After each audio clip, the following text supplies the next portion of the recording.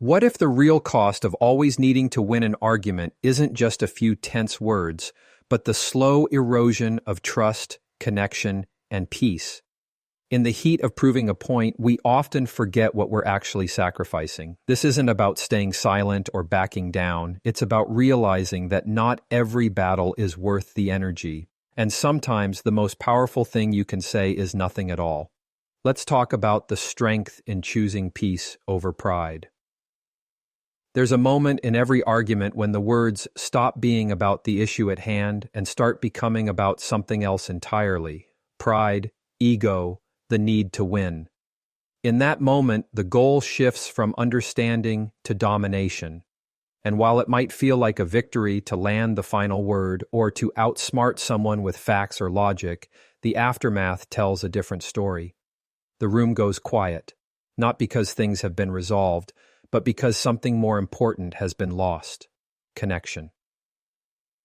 When the need to win becomes the driving force in a conversation, it changes the tone of everything. Every sentence becomes a weapon, not a bridge. Every pause becomes an opportunity to strike, not to reflect. The relationship slowly transforms from a safe space to a battlefield, and in that space, the real damage is done, not just to the discussion, but to the emotional fabric between two people. Winning an argument may give a temporary sense of power, but it often comes at the expense of trust. When someone feels constantly overpowered, they begin to withdraw. They learn to say less, not because they agree, but because they've realized that their voice doesn't matter in the conversation. Over time, this withdrawal becomes resentment. Not overt, not dramatic, but quiet, subtle, and corrosive. A silence that replaces openness, a distance that grows where closeness used to live. At the heart of most arguments is a desire to be understood. People raise their voices not because they want to fight, but because they feel unheard. And when they're met with defensiveness, correction, or cold logic, it doesn't resolve the tension. It deepens it. It teaches them that disagreement isn't safe. That vulnerability will be met with rebuttal instead of compassion, and that lesson is remembered. There's a cost to always needing to be right. It teaches others that your approval is conditional, that love or respect depends on their ability to align with your view, that unless they agree, they're wrong, and if they're wrong, they're lesser. This subtle dynamic chips away at confidence, at openness, and at the freedom to be honest. Conversations become filtered, rehearsed, measured. People stop being real and start being careful. Sometimes the person who walks away from an argument isn't doing so because they've lost. They're doing it because they've realized they're not being heard. They're choosing peace over another round of emotional combat. And while it may look like silence on the outside, it's actually a deep decision to protect their well-being. They're not giving up. They're giving themselves space. And that space is often the first sign that the emotional bond is fraying. It's easy to confuse winning with strength. But strength isn't proven through overpowering someone. It's proven through self-control, through knowing when to speak and when to pause, through choosing grace when ego wants to rise. The strongest people in the room aren't the loudest. They're the ones who know the value of connection over competition. They understand that it's better to lose a point than to lose a person. Emotional safety is the invisible thread that holds relationships together. It's built not through agreement, but through how disagreement is handled. When someone knows they can share a perspective, even a hard one, without being shut down or shamed, trust grows. That safety allows for real conversation. It invites truth, not performance. And that kind of honesty is the soil where healthy connection grows. When arguments are navigated with empathy, the outcome shifts. The goal becomes clarity, not victory. The conversation becomes less about changing the other person and more about understanding them. And in that shift, both people walk away with something more valuable than a win. They walk away with mutual respect. They feel seen, even if they don't see things the same way. Every relationship will encounter disagreement. That's inevitable. But how those disagreements are handled determines whether the bond strengthens or weakens. If one person consistently feels defeated after a discussion, that's not communication. That's emotional imbalance. That's control disguised as conversation. It takes humility to step back and ask, is this argument worth the damage it could cause? It takes maturity to realize that being right might not be the most important outcome.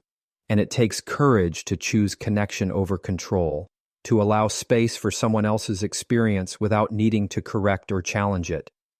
People remember how they felt in a conversation far more than they remember what was said.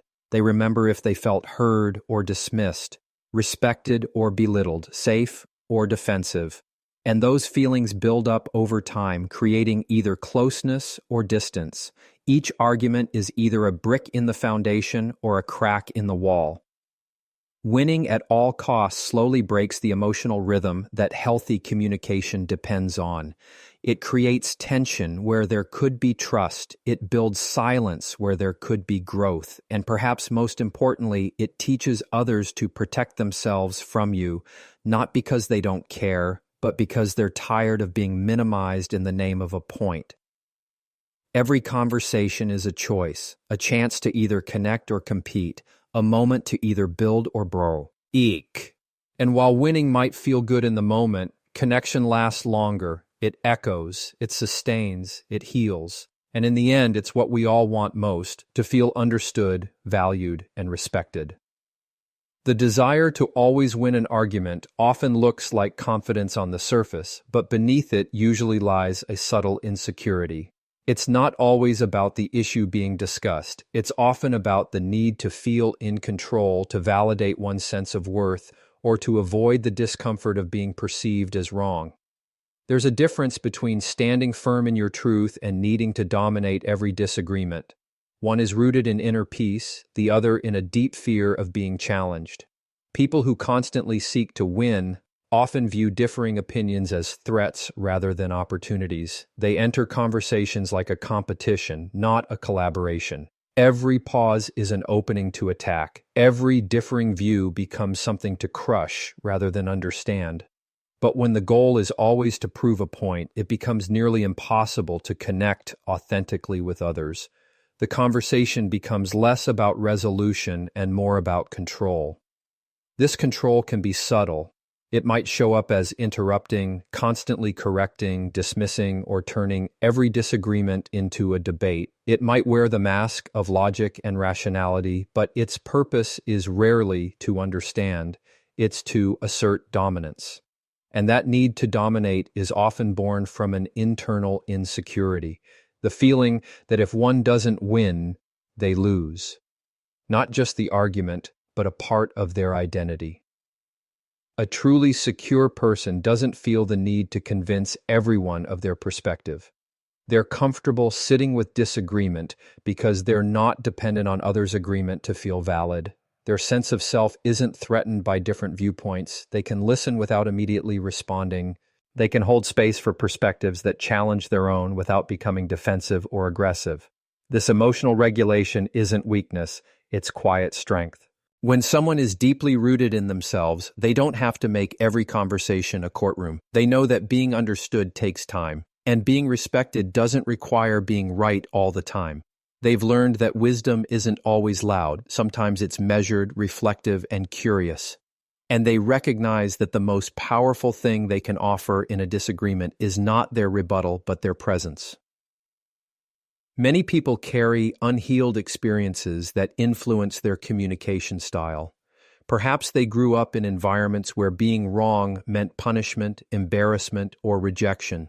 In those cases, needing to be right becomes a form of protection, a shield against feeling small, dismissed, or unsafe.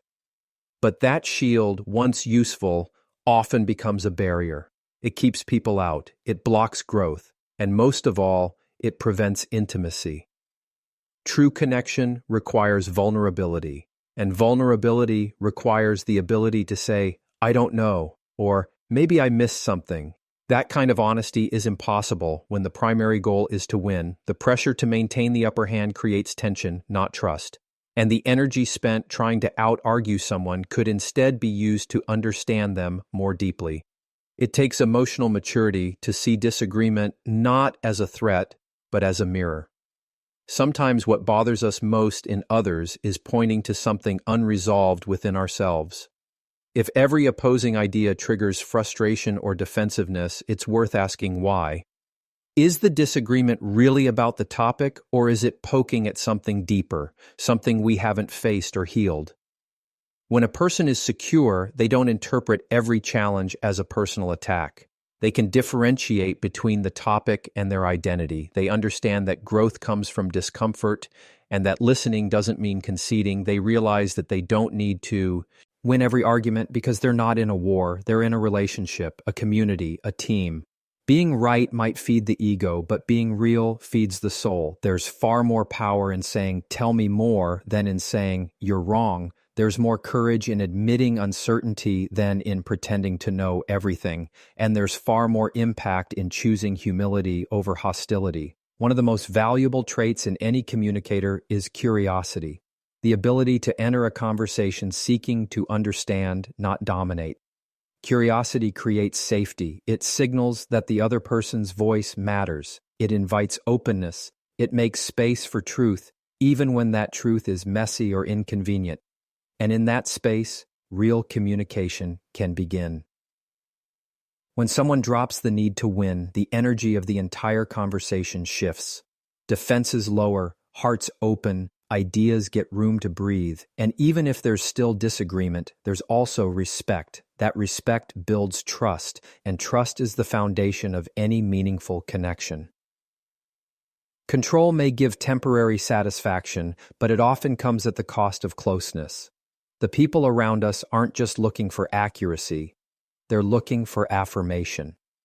For a sense that they matter more than the argument, that their humanity is seen and valued, that their ideas, even when different, are treated with dignity.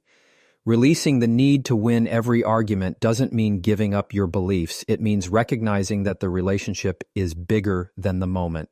It means understanding that connection isn't built through victory, but through empathy. It's not about silencing your voice. It's about balancing your voice with others. In every difficult conversation, there's a moment where you can choose between control and connection. And in that moment, your ability to stay grounded says more about you than any clever argument ever could. The deepest kind of strength doesn't come from overpowering it. It comes from understanding, from patience, from restraint. And when that kind of strength is present, arguments stop being battles. They become bridges, not to prove who's right, but to find what's real, to learn, to grow, to honor the humanity on both sides of the conversation. And in doing so, we discover that true power isn't about always being right. It's about always being real. In most disagreements, people rush to speak but forget the value of listening. The louder voice is often assumed to be the most powerful, yet it's the quiet, attentive one that holds true influence. Listening doesn't just involve hearing words, it requires presence, patience, and the willingness to set aside one's own ego to fully understand someone else. That's not always easy, it's a discipline. But in every meaningful interaction, it's the act of listening that creates the space for healing, connection, and clarity. In a world that often rewards speed, reaction, and quick rebuttals, listening is a quiet rebellion. It slows the moment down. It tells the other person, "I'm here. I value what you're saying. I'm not just waiting for my turn. I'm actually trying to understand you." That kind of attention is rare and it's powerful. Because when someone feels genuinely heard, something changes. Their defenses lower, their words soften, their trust in the conversation deepens. Often people don't need someone to fix them, correct them, or argue them into understanding. They just want to feel safe sharing their truth. They want to express what's on their heart without fearing interruption, judgment, or dismissal. And when they find someone who can hold that space, even for a few moments, it changes the entire energy of the interaction. But this kind of listening is intentional. It's not passive, and it's not about staying quiet until it's your turn to speak. It's about being fully present with what's being said beneath the surface of the words. Tone, emotion, pace, and even silence carry meaning. A good listener pays attention to it all. They listen with their ears, their heart, and their intuition. They listen not to win, but to understand. This kind of listening is rare, not because it's complicated, but because it requires humility. It means accepting that you might not have all the answers, that you might be missing something, that your perspective, no matter how well informed, isn't the only one that matters, and that requires letting go of the need to constantly respond, correct, or compete. There's a false sense of power in always having something to say, but true power often lies in restraint, in holding back long enough to allow someone else the full dignity of their expression, in pausing your own internal monologue to truly absorb what the other person is trying to communicate, not just what they're saying, but why they're saying it. There's a difference between hearing and listening. Hearing is automatic. Listening is a choice. When you listen, you tell the other person that their words are worthy of attention, that their story has value, that their emotions aren't inconvenient but important. And over time, those small moments of intentional listening create a foundation of trust that words alone could never build. Even in conflict, listening has the power to shift the conversation, not by agreeing or giving in, but by acknowledging. Sometimes the most disarming thing you can say is, "I can see why you'd feel that way." Not because you're conceding the argument, but because you're recognizing the humanity in the person across from you. That recognition has a weight to it. It creates space for dialogue instead of division. People often fear that listening too much makes them appear weak. But that couldn't be further from the truth. It takes far more strength to remain calm and open when tensions are too high than it does to shout or argue back. Anyone can react. But to truly listen in the middle of conflict, that requires control, emotional intelligence, and a deep inner stability. Listening doesn't mean you don't get to speak. It means you choose the timing and tone of your words more wisely. It means your words land better because they're not competing, they're contributing. And when your words are built on the foundation of having truly understood the other person, they have far more impact. One of the greatest gifts you can give another person is your attention. Not just physically being present, but mentally and emotionally being engaged. In today's distracted world, where people listen to reply rather than understand, that kind of focus is rare, but it's deeply healing. It makes people feel respected, and respect is often the first step toward resolution. In many arguments, both people are saying the same thing in different ways, but no one is slowing down enough to notice. They're talking over each other, defending themselves, making points, drawing lines, and all the while missing the chance to truly see each other. But when just one person chooses to listen deeply, it changes the rhythm, it slows the spin, it creates a pause where something new can emerge: empathy.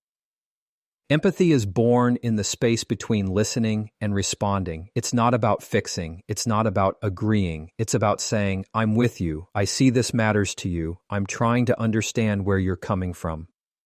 That kind of presence invites honesty. It reduces shame. It makes room for shared humanity in moments that might otherwise feel adversarial. Listening also creates the chance for growth. It allows you to receive perspectives that might challenge your own. That discomfort is a gift. It shows you where your edges are, where you still have room to expand. Growth doesn't come from always being right. It comes from being open enough to consider that you might be wrong, or at least that there's another layer to the story, and even when you don't agree, even when the conversation is difficult, listening ensures that it doesn't become destructive.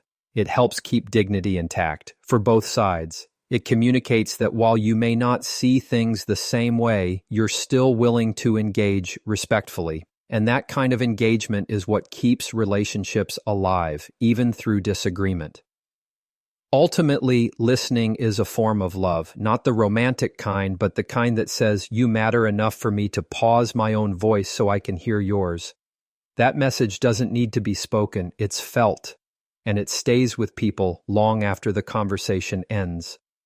In every argument, there's a choice: to speak louder or to listen deeper. One escalates, the other de-escalates. One creates distance, the other builds understanding. And in the end, it's not the loudest voice that wins, it's the one that creates space for truth to be heard. There comes a point in many conversations where you have to ask yourself, is this worth it? Not in terms of pride or proving a point, but in terms of peace. Arguments can be seductive. They pull you in, trigger your defenses, make you feel like backing down is the same as losing. But often the true strength lies not in pushing harder, but in choosing not to push at all. There's wisdom in recognizing that not every disagreement deserves your energy, and not every situation requires you to be right. Peace isn't weakness. It's not silence out of fear or submission. It's an intentional decision to protect your energy, your mental clarity, and your emotional balance.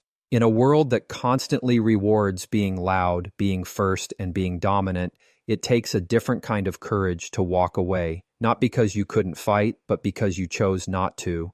There's a heavy cost to always needing to be right. It drains your emotional resources. It fills your days with tension. It creates friction in relationships that could otherwise thrive on mutual respect. When the focus is always on winning, the purpose of communication gets lost. Conversations stop being about learning or connecting and instead become a platform for scoring points. And when that happens, no one really wins. Every person carries their own perspectives, formed by their experiences, values, upbringing, and personality. It's unrealistic to expect complete alignment with others all the time. Disagreements are natural. But the real question is, what are you trying to achieve when you find yourself in conflict? Are you seeking to understand, or are you just trying to be understood? Are you open to seeing the other side, or are you locked into your position, guarding it like territory? When peace becomes your goal, your approach shifts. You begin to value clarity over control. You start to listen not just to gather ammunition, but to truly hear. You stop responding to every provocation. You no longer feel the need to defend every belief or dismantle every opposing view. There's a quiet confidence in knowing that your peace doesn't depend on the outcome of the argument. Letting go of the need to be right doesn't mean you lack conviction. It means you're selective about where and how you express it. Not every situation deserves a response. Some comments don't need a comeback. Some opinions, even when flawed, don't require correction. Sometimes peace looks like letting someone else believe what they want and walking away without resentment. Choosing peace means developing the emotional intelligence to recognize the difference between healthy disagreement and unproductive conflict. It means asking yourself, is this a moment where my response will build a bridge or burn one? Because while it may feel satisfying to assert yourself, if that assertion comes at the cost of connection, what have you really gained? There's a deep emotional toll in constantly engaging in conflict. It creates anxiety, stress, and mental fatigue. It fills your mind with rehearsed responses, imagined comebacks, and unresolved tension. Peace, on the other hand, brings clarity. It allows you to move forward without carrying the weight of unresolved conversations or grudges. It frees you from the need to manage others' perceptions or force them to see things your way. Often, the impulse to argue comes from a place of ego, that part of the mind that says, if I don't speak up, they'll think I'm wrong, or I can't let them get away with that. But if your self-worth is tied to whether someone agrees with you, it's fragile. True confidence isn't loud, it's calm. It doesn't need validation through conflict. It knows when to speak and when to let silence speak louder. There's power in restraint, in holding your tongue, in walking away without needing to win. Because sometimes winning means keeping your dignity, keeping the relationship intact, keeping your mind clear. Peace is not the absence of conflict, it's the mastery of it. It's knowing when to engage and when to let go. It's being so in tune with yourself that you no longer feel the need to prove your value in every conversation. This mindset becomes especially important in close relationships, partners, friends, family. Constant arguing, even over small things, slowly wears down emotional connection. People begin to anticipate conflict, they start guarding their words, they stop being open, and eventually the relationship becomes more about avoiding landmines than building trust. But when one person brings peace into the dynamic, it changes everything. It creates room for understanding, it encourages patience, it sets a tone of mutual respect. Being right may feel good for a moment, but peace lasts longer. It helps you sleep better. It gives you space to focus on what truly matters. It allows you to maintain your values without turning them into weapons. It protects your spirit from the constant battles that life throws your way. Because not every fight is yours to fight. Not every disagreement is an invitation. Sometimes peace is choosing to say nothing. Other times it's choosing to say the right thing in the right tone, even when you have every reason to raise your voice. Sometimes peace looks like walking away from people who thrive on drama and conflict, not out of weakness, but out of self-respect. Because the moment you realize your peace is priceless, you stop giving it away so easily. Peace doesn't always mean compromise. It doesn't mean you shrink yourself to avoid confrontation. It means you show up with intention, you speak with care, you protect your inner pause. GY from chaos, and you recognize that some people aren't looking to understand, they're just looking to argue, and that's not your responsibility to fix. The path of peace requires discipline. It requires emotional awareness. It requires self-control, but more than that, it requires knowing your worth, knowing that your time, your attention, and your presence are valuable, that you don't owe everyone a reaction, that sometimes the most powerful response is your silence. In a world full of noise, peace is rare. That's why it's powerful, and the more you cultivate it within yourself, the less interested you become in battles that don't serve your growth. You start to choose your words, your responses, and your boundaries with clarity. You stop fighting to be understood by everyone. You begin to understand yourself. And in doing so, you begin to protect what matters most, your peace